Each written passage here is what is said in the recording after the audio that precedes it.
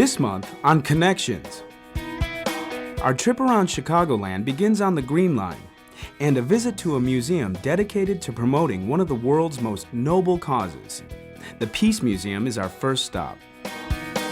Then our travels take us back toward the Loop with a look at ridership on the CTA. More and more people are hopping on board. As we transfer to the Red Line southbound, you'll see why the customer comes first at the CTA.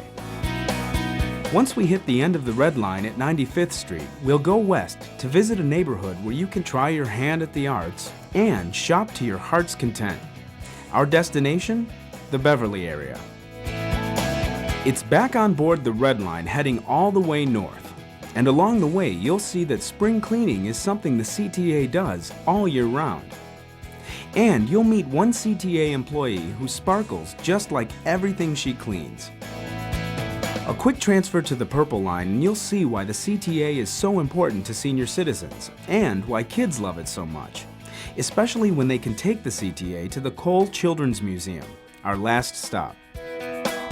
Whether you're traveling for work or for fun, you're just a ride away with the CTA.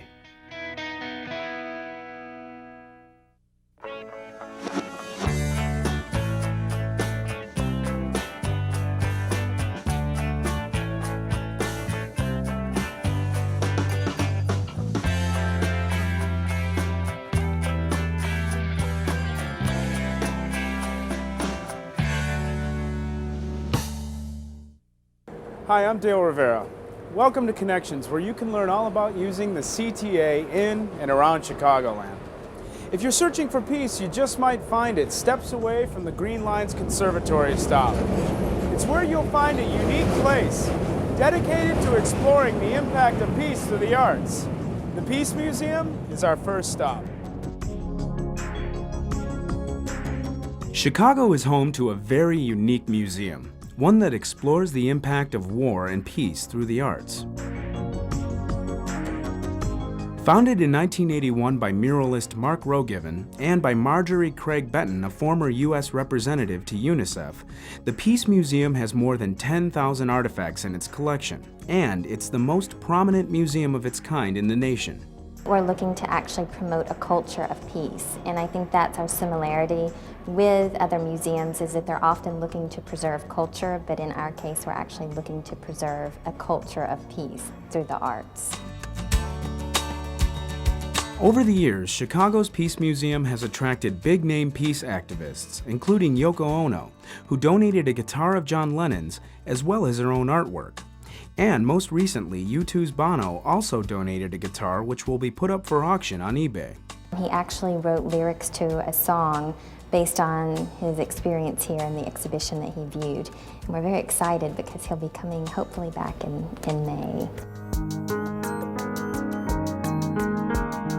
This month at the Peace Museum, you can view a photography exhibition called Wounded in America, which takes a look at survivors of gun violence. For the last 3 years, we've been traveling around the United States, photographing people who have lived through an incident of gun violence and are willing to talk to us about it. The Peace Museum sits beneath the Gold Dome in Garfield Park, located just off the Green Line at the Conservatory Station. And here's how the CTA can take you there.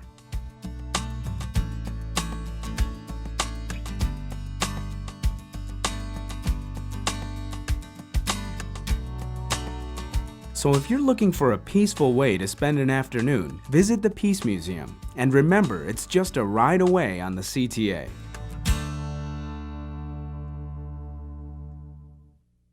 If you used the CTA in 2004, you're part of a trend that represents the growing number of people who are using the CTA to get around Chicagoland. 2004 was a trying year at the Chicago Transit Authority. A fare increase started the year and a funding crisis ended it. But despite a difficult climate, ridership increased in 2004, with the CTA providing 445 million rides, proving the demand for public transportation is strong.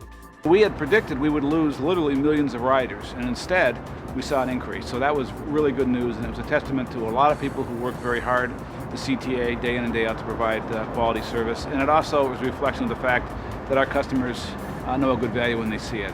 At a base fare of $1.75, it is a bargain, especially when you consider that the CTA will take you all around Chicago, as well as to 40 suburbs.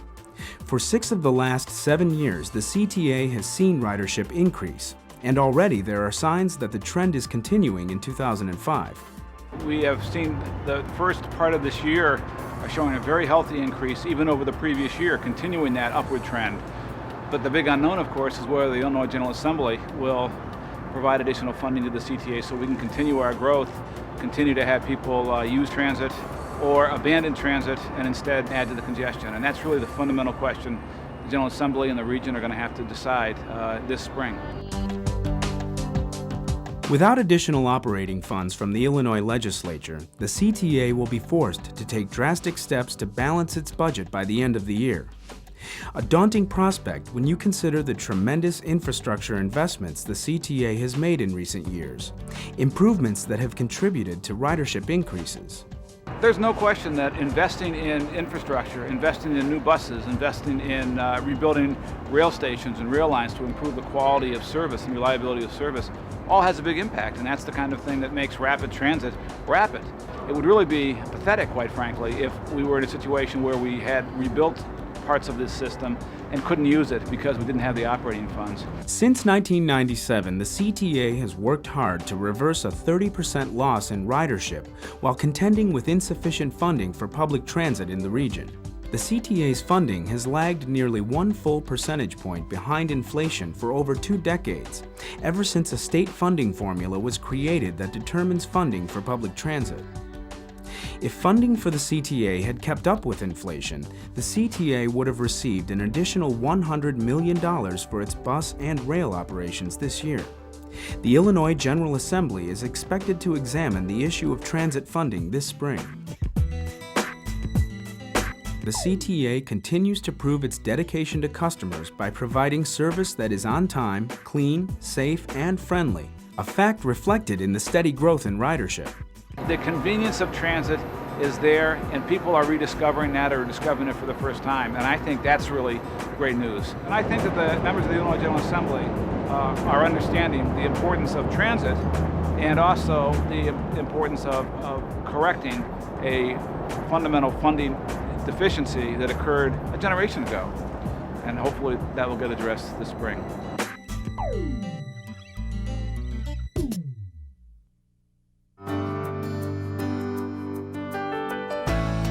The CTA's 150 bus routes are being made fully accessible this spring.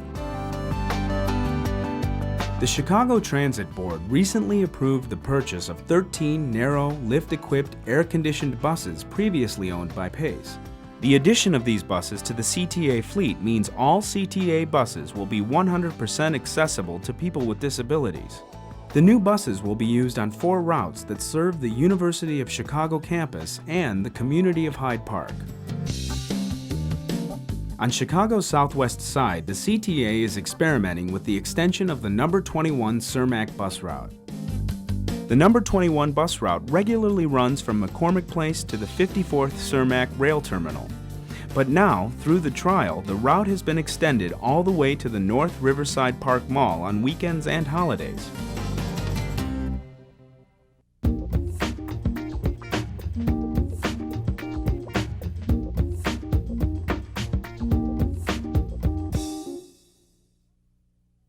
When it comes to good customer relations, a smile and a thank you can go a long way. And that's not lost on the CTA. In fact, CTA employees go through special training sessions where the focus is on serving the customer each time you step on board. Providing first-rate customer service, that's a priority at the CTA. And it's a responsibility taken so seriously that company employees from frontline bus operators to CTA management attend customer service training. It's known as Transit Ambassador Training. The program emphasizes the importance of customer service both on and off the job. What we hope to achieve in this training is to have them see customer service as a way of life. Customer service is not a job that you do from 9 to 5. Customer service that you would extend yourself if someone needs your assistance at the end of the day, before the day, or what have you. And it does bring back to reality that we have to conduct ourselves in a professional manner.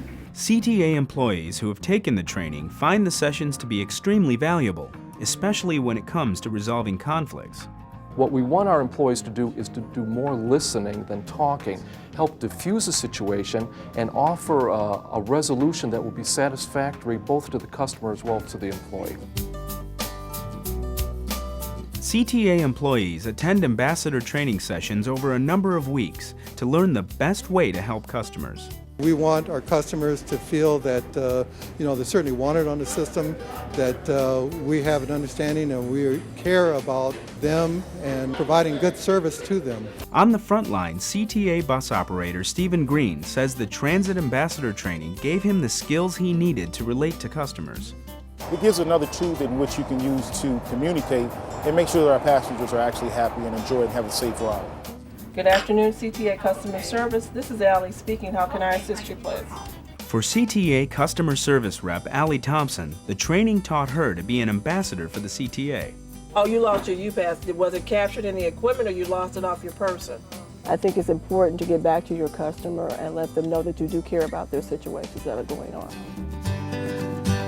While Transit Ambassador training is giving CTA employees a positive attitude, it's also bringing about positive results. This is another example of the CTA continuing its focus on customer service.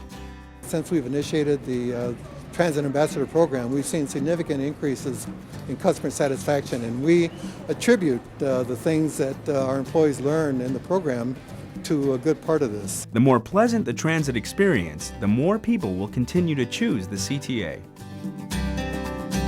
So remember, CTA employees are trained transit ambassadors, and their goal is to make sure your journey on the CTA is the best it can be. Just west of the Red Line's 95th Street station is an area of the city that some consider a well-kept secret. It's a big city community with a small town feel and a lot of interesting history to go along with it. Our destination? The Beverly area. On Chicago's far southwest side lies a celebrated family community. From its historic architecture to its shopping to a plethora of special events year-round, there's something for everyone to enjoy in Chicago's Beverly area. Willie Winters, a longtime resident and the executive director of the Beverly Area Planning Association, has offered to show us around. So Willie, what makes the Beverly area such a great destination? Well, I think there's a lot of reasons. I think, first of all, the physical beauty of the community, the architectural styles. It's a real family community. It's just a good area to come and relax, spend a day out here. Commonly referred to as the village in the city, Beverly developed as a country retreat for Chicago's social and economic elite after the Great Chicago Fire in 1871. With the arrival of commuter streetcars, housing boomed. Wealthy Chicagoans moved there to enjoy the pleasures of rural living in large, lavish homes. This architecturally rich area boasts almost every style of American house built between 1844 and World War II. In fact, residents are so proud of their homes here, a handful open their doors to the public each spring for Beverly's annual home tour. We've been doing it for 32 years. And what we have is a selection of homes from the community, and you pay a fee and you ride a trolley and stop at each home, and you get to look at the decorating in the home and just the different architectural styles, and it's a great event. It really showcases our community.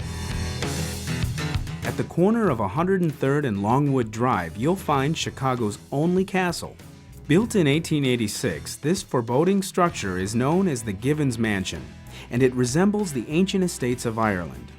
Today, it's home to the Beverly Unitarian Church, but legend has it the castle is haunted. To To learn even more about Gibbons Castle, you can visit the Ridge Historical Society, where the heritage and history of Beverly and Morgan Park is proudly preserved. It was founded in 1972 because some of the then elderly residents of the community who had belonged to pioneer families were concerned that they had many things that were worth saving, but there was no place for them to be saved. The volunteers at Ridge have been collecting newspaper clippings, authentic clothing, and artifacts, as well as offering ancestry and architectural research to residents ever since. Looking for a little culture? Head to the Beverly Arts Center. We have a School of the Arts in all genres of the art, visual art, dance, theater, and music. We also have a 425-seat theater where we do performing arts in. We also do outreach to community schools. From art, ceramics, and dance classes to Irish film festivals, the Beverly Arts Center showcases a variety of cultures. I think that it teaches the different cultures around, such a melting pot Chicago, that you get a little taste of everybody's culture. Another point of interest, Chicago's only agricultural high school located on Chicago's only farm. Students looking to pursue a career in agriculture, animal science, and food science enroll at the Chicago High School for Agricultural Sciences right here in Beverly. We have students that get to experience what it's like to be on a farm. They get to work with our farmer, they get to harvest corn, they get to work in the greenhouse, work in the animal science wing. They get to experience life on a farm in the city. Call it the Tour de Beverly. The Beverly Hills Cycling Classic is held every July. It offers professional and amateur cyclists the opportunity to compete in a 100K circuit through the hilly historic neighborhood. It's the first leg of the annual International Pro-Am Cycling Classic. Another community attraction, the annual Ridge Run. The race is very exciting. It's a real neighborhood race, but we have people that come from all over the Chicago area. We have a lot of people that take the trains and buses out here. It begins on 96th Street, so it's very convenient to get to the 95th Street L. Comes straight west to Longwood, and you're right at the start of the race.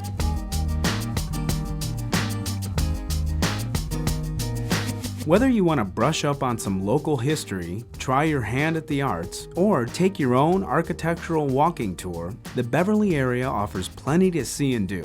And the CTA can take you there. Here's how.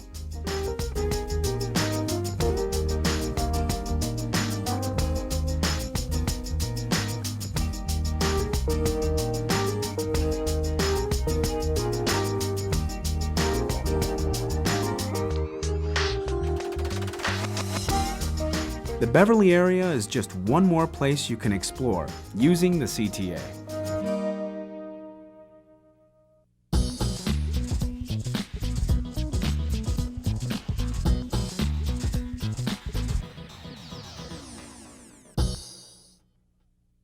We're about halfway through our route, heading north on the Red Line on our way to our last stop, the Kohl Children's Museum. When you think spring, do you think cleaning? Well, it's certainly on the to-do list at the CTA. In fact, keeping the system clean is on the CTA's to-do list year-round. All it takes is a little elbow grease and a little basic training. The vernal equinox just may motivate many of us to tidy up. But at the CTA, it's something that happens year-round. Keeping trains and buses clean can be a challenge with the ever-changing weather here. But it's a top priority in winter, fall, summer, and spring. When a customer gets on, he wants to feel safe, and a clean bus represents a safe bus, so that first image is very important. It's the CTA's goal to clean every bus, every day, weather permitting, by a bus servicer who sweeps and cleans the inside, checks the oil, water, and fuel levels, and then runs the bus through a hefty car wash called a wash rack. As the bus first approaches it, there's controls that turns on a pre-wash. And what that basically does is put a water and soap solution onto the vehicle. As the bus then goes forward, there is also spray with soap and the brushes that clean the exterior, the front, the rear, and the top of the bus.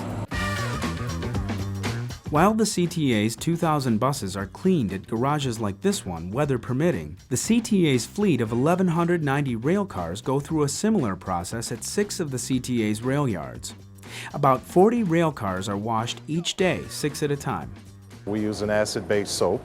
It starts off, it soaks with the acid-based soap, and then it goes through the rinse cycle twice. But it's not as easy as it looks. Weather and other environmental conditions can take their toll on the CTA's vehicles and rail cars. So it takes not only strong soap, but a strong team to get the job done, and done right. It takes a good crew, solid manpower, consistency, and quality inspections that we do on an ongoing basis.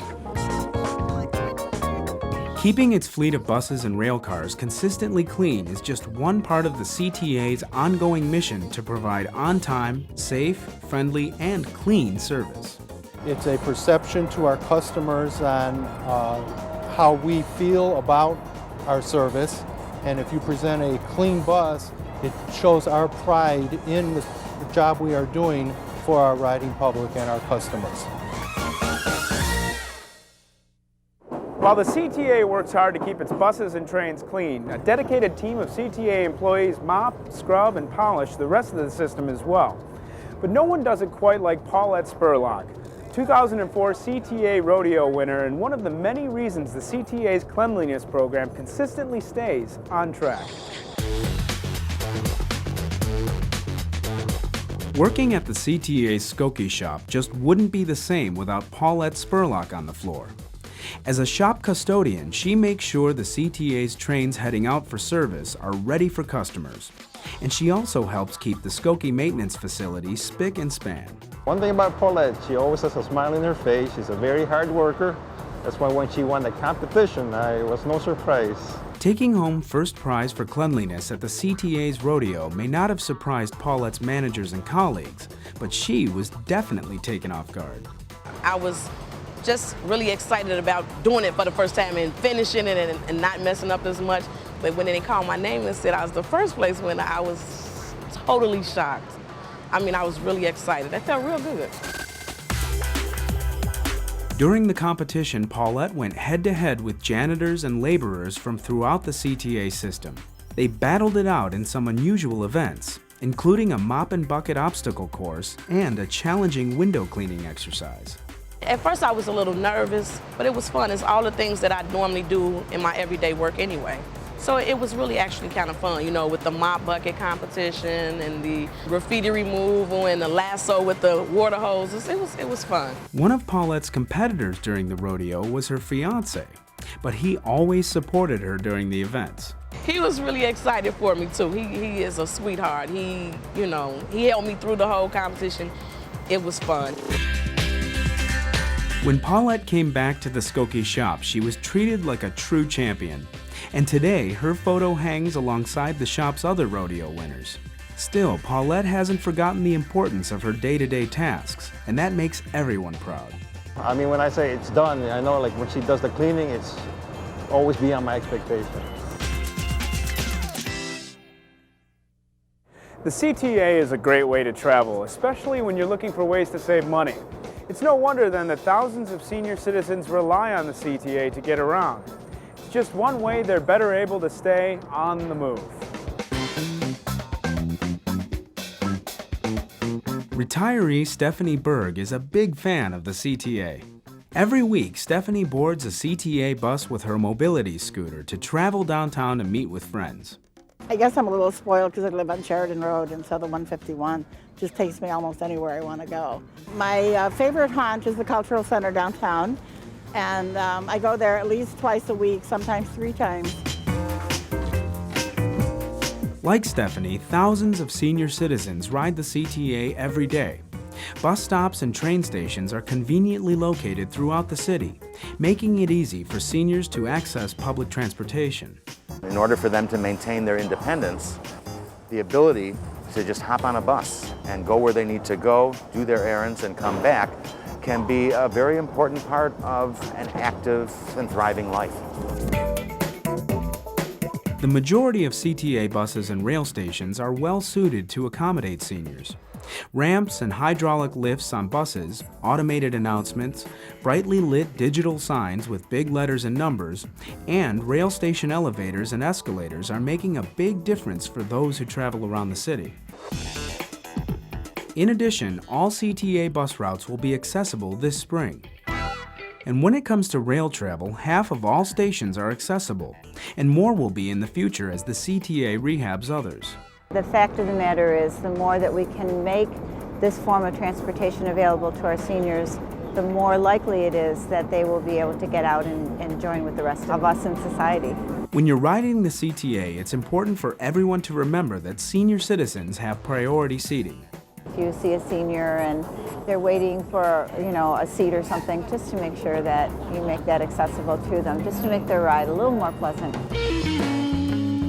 One of the biggest advantages for seniors is the CTA's reduced fare program, which allows anyone over the age of 65 with an RTA reduced fare ID to ride the CTA for 85 cents and transfer for 15 cents. There are locations all over Chicago and the rest of our service area where people can go to sign up for the reduced fare riding permit. Downtown, the RTA, the CTA, and the Department on Aging are places that will take applications. Throughout the city, the 5 regional Chicago Department on Aging centers are places that take and process the applications, and then there's all kinds of locations in the suburbs. If you need more information, please call the RTA at 836-7000 from any local area code. The CTA is truly an integral part of Stephanie's life. The bus amenities as well as the reduced fare help her to stay active in Chicago.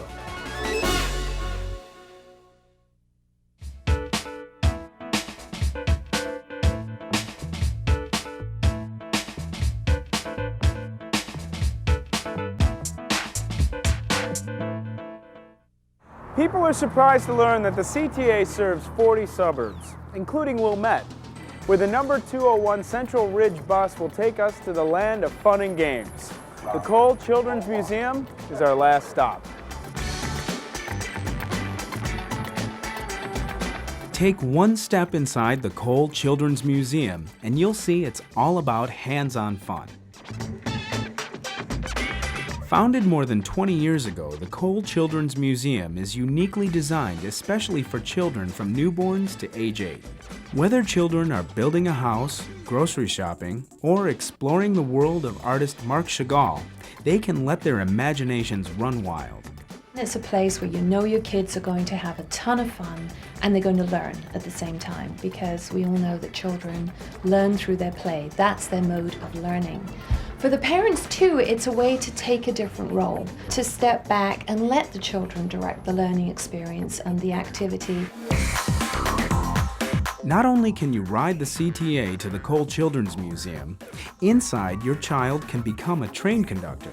Welcome aboard CTA Round Mine. Within the museum's train exhibit sits part of a replica CTA rail car that allows young rail fans to get a better understanding of Chicago's transit system. This is just one of the many exhibits that keep children and parents coming back to the museum again and again. I think that there's a lot of imagination that he uses. There's the pretend train, there's the pretend bus. You can be things that you wouldn't think of being at home or anyplace else. We'll take you to the Kohl Children's Museum next month for the start of another trip around Chicagoland on the CTA. I'm Dale Rivera. See you in May on Connections. For more information about the CTA or to use the RTA's trip planner, visit our website at www.transitchicago.com. Or for customer service matters, call 1-888-YOUR-CTA. For travel information, call the RTA at 836-7000 from anywhere in the Chicago area.